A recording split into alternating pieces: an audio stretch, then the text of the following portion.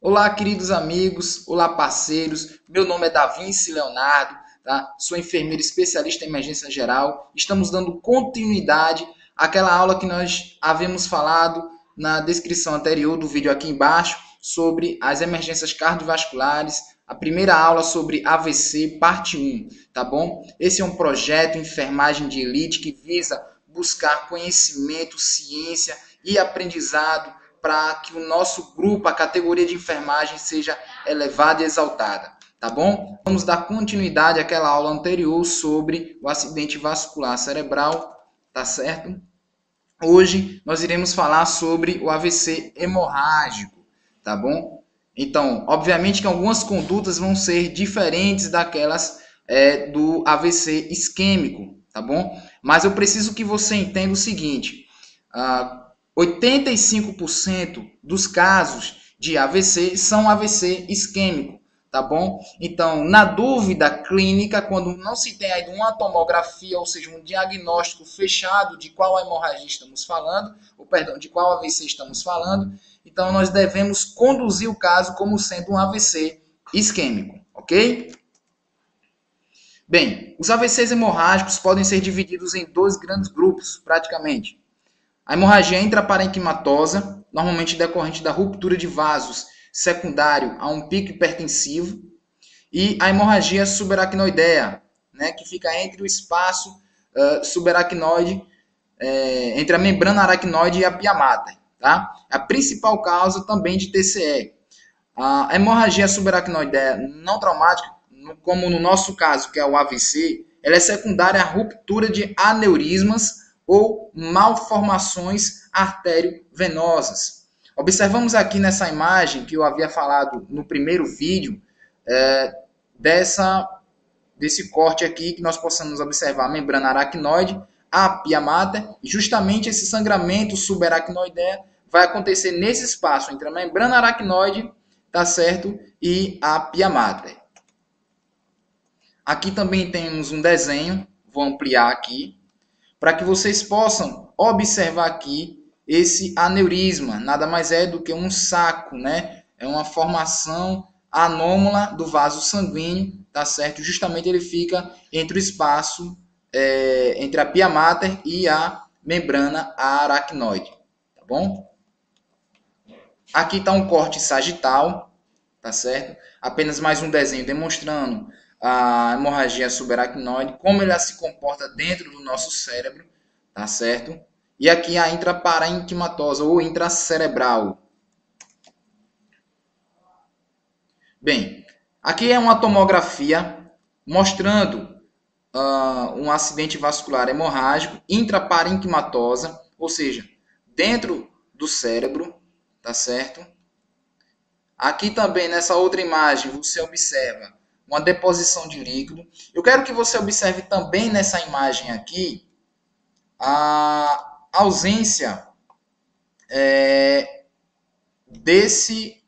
dessa área aqui, ó. Isso aqui nós chamamos de ventrículo, tá? Então você observa que nessa área aqui não tem o ventrículo, tá? Você observa uma ausência do ventrículo. Isso significa uma hipertensão intracraniana, tá certo? A pressão provocada por essa hemorragia aqui está tão alta que está fazendo com que o ventrículo ele desapareça, ou nós chamamos de apagamento de ventrículo, e até mesmo um desvio leve, tá certo, da linha média, tá certo, da linha média cerebral. Aqui nós vemos nessa tomografia, tá certo, uma imagem de uma hemorragia subaracnoide, tá certo? Você pode dizer, poxa, mas qual a diferença de um para outro na tomografia, tá certo? Você observa que ele está entre os sulcos cerebrais, que nós chamamos, tá certo? Então ele está justamente nesses sulcos cerebrais, tá? Observe também uma coisa diferente do AVC isquêmico, é que o AVC hemorrágico ele é muito mais grave. Nós vimos que a taxa de mortalidade do AVC hemorrágico é muito alta. Isso porque o sangramento, quando ele acontece, se não for interrompido, né? Ele vai, dependendo das condições clínicas do paciente, vai continuar a sangrar e esse paciente morre por uma pressão intracraniana aumentada. Observe a tomografia do mesmo paciente, só que em tempos diferentes. Então, olha o derramamento cerebral desse paciente, né? Agora, com 2 horas e meia após, certo? O início dos sintomas, observem que houve um aumento do sangramento, tá certo? E com 3 horas, com menos de 4 horas depois, esse sangramento continuou a aumentar. Esse paciente, tá certo? Infelizmente foi a óbito, tá bom? Mas é só para que nós temos a noção do quão grave, quão rápido é a instalação do AVC hemorrágico, tá? Então a expansão do hematoma ela é muito mais grave, a hemorragia cerebral ela é muito mais agressiva e os sinais e sintomas apresentados também são mais agressivos, tá? Então, diferente do AVC isquêmico, o AVC hemorrágico ele é muito mais rápido, tá? O AVC hemorrágico ele promove um rebaixamento de nível de consciência muito mais acentuado do que no isquêmico, tá? Então, isso também serve de sinal para que nós possamos suspeitar de um AVC hemorrágico. Observe aqui, nessa outra tomografia de um outro paciente, a hemorragia. Observem que essa hemorragia com menos de 2 horas, tá certo? Ou aproximadamente 2 horas, ela aumentou dessa dimensão para essa aqui, tá? Isso significa que o sangramento ele não foi parado, é um sangramento contínuo, tá certo? No intervalo de menos de 2 horas, tá? Então, os sinais eles são muito graves, muito críticos. Bem, um pouco diferente da hemorragia, do AVC isquêmico, perdão, o AVC hemorrágico, você deve sim iniciar uma redução mais agressiva da pressão arterial. Nós vimos que no vídeo anterior, no AVC de maneira geral e no isquêmico, nós não devemos abaixar ou reduzir a pressão arterial desse paciente, mesmo que esteja 180 por 100, né? Então nós vimos, eu coloquei isso no slide, mais descrito, você veja no primeiro vídeo, tá certo? Mas observe o seguinte, né? Essa tabela aqui você pode observar, tá bom? Então nós iremos abaixar essa pressão arterial se tiver alta de maneira mais agressiva, se tiver muito alta, como por exemplo uma sistólica acima de 200 milímetros, ou a pressão arterial média acima de 150, né? No caso do AVC isquêmico, se eu tivesse com a pressão arterial sistólica acima de igual ou 180, nós não deveríamos abaixar, ou se iremos abaixar de maneira muito, muito lenta e muito criteriosa. Já aqui ele pede para que você abaixe de maneira um pouco moderada, tá? E as condutas de enfermagem que nós iremos fazer? Bem, você pode observar no vídeo anterior várias condutas que eu falei sobre o isquêmico. Algumas delas, a grande maioria, vão se repetir para essas mesmas condutas aqui do AVC hemorrágico, tá? Então, o ABCDE, tá certo? Onde o A nós iremos abertura das vias aéreas, proteção, intubação se necessário, no caso da boa ventilação, a questão circulatória, hemodinâmica desse paciente, né? A escala de coma de Glasgow, tá bom? O controle da temperatura desse paciente vai seguir o mesmo protocolo para o AVC isquêmico, tá? Prevenção de trombose venosa profunda, tá? Que nós falamos também no vídeo anterior, e prevenção de escaras e úlceras, né? Para evitar, obviamente, um paciente que em estado grave pode ficar acamado por muito tempo, nós temos que orientar os acompanhantes, conduzir os nossos técnicos a realizar mudança de decúbito, tá certo? Entre outros fatores. Bem, eu havia falado também que a anamnese ela é muito importante na área da enfermagem, tá? Então, nós podemos observar aqui alterações hemostáticas podem estar envolvidas num acidente vascular hemorrágico. Então é muito, mas muito importante você saber se esse paciente faz uso de algum antiagregante plaquetário, por exemplo, né, sei lá, aspirina, se toma algum remédio controlado. Então você vai fazer essa anamnese ou com o paciente ou até mesmo com os familiares e acompanhantes desse paciente, né? Porque de 12 a 14% dos AVCs hemorrágicos os pacientes estão fazendo uso de anticoagulantes orais, né? Então, se ele tiver com a coagulopatia, o médico, né, e a conduta de enfermagem vai ser reduzir ou corrigir essa hemorragia através da normalização da sua coagulação. E aí, ao corrigir o INR desse paciente, né, vitamina K pode ser utilizado dependendo da situação. Plasma fresco congelado também, tá? Concentrado protrombínico, tá certo? Entre outros, tá certo? Que você pode fazer uso. Bem, como nós vimos, a pressão intracraniana é um dos principais situações que acomete um paciente com AVC hemorrágico. Então, sugere-se que o tratamento inicial da hipertensão intracraniana inclua medidas simples, como, olha só o que ele fala aqui, medidas simples, como elevação da cabeceira, tá certo? Como também analgesia, porque a dor, ela aumenta a pressão arterial, a dor faz com que aumente a frequência cardíaca, tá certo? Então, medidas simples, eu estou falando de condutas de enfermagem, tá certo? Elevação da cabeceira desse paciente, tá? Analgesia, sedação se necessário, o paciente pode ficar muito tenso, tá? Em casos selecionados, podem ser empregados agentes osmóticos, como o manitol, porque você vai reduzir a pressão intracraniana, reduzindo o líquido nesse paciente, né? Salina hipertônica também, para auxiliar na natremia desse paciente, tá certo? E, consequentemente, ele excretar mais líquido em cima disso. Nesse caso aqui da drenagem licórica, vai ser já uma conduta muito mais agressiva, tá certo? Aí o médico vai ter que passar um catéter até os ventrículos do cérebro desse paciente, tá bom?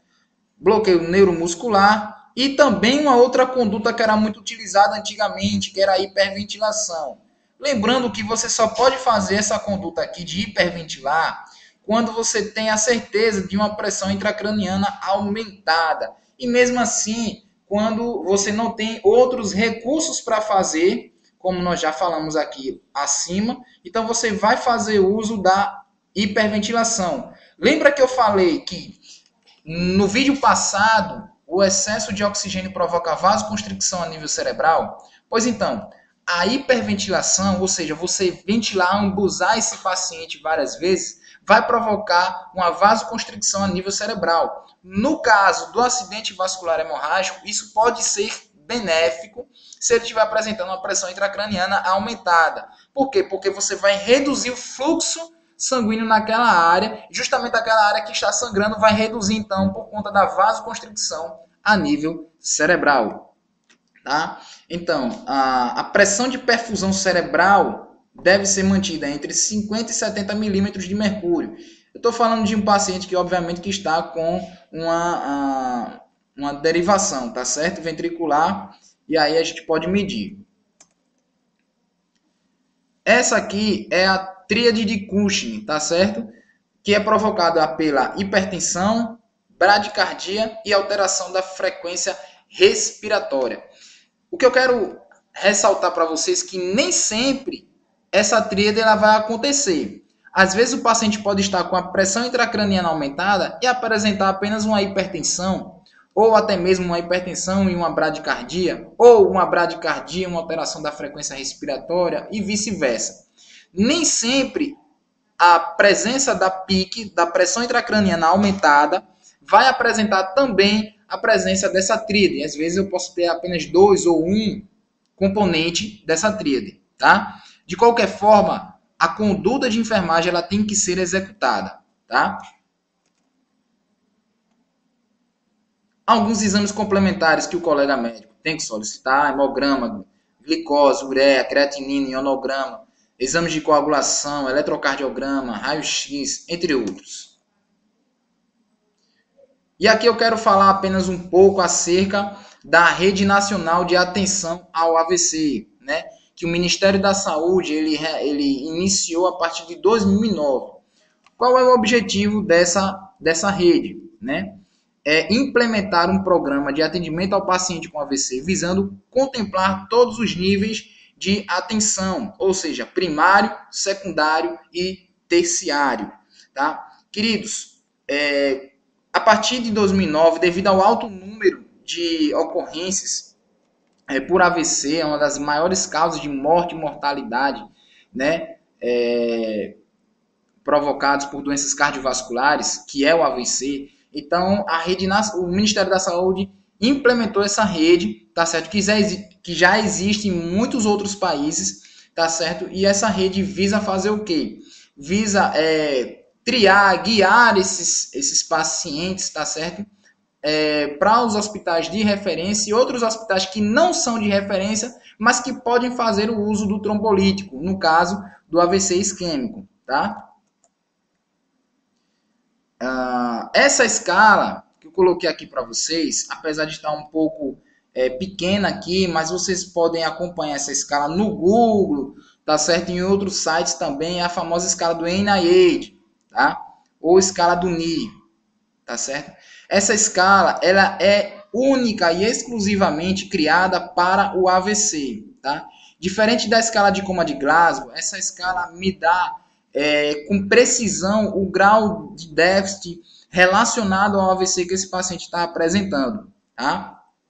Então, eu fiz uma coisa aqui para você. Eu também coloquei aqui na descrição aqui do vídeo abaixo o site do grupo lá de Portugal, que você pode entrar e fazer um curso, tá? É um curso online, um curso muito bom. Eu fiz esse curso também, tá certo? Da escala do NIH, tá certo? Que você pode ir lá e você vai ganhar um certificado, inclusive, também. Existem os níveis, ele te explica tudo direitinho, tá certo? Essa é uma dica que a enfermagem de elite dá para você hoje, tá bom? Compartilhe, curta.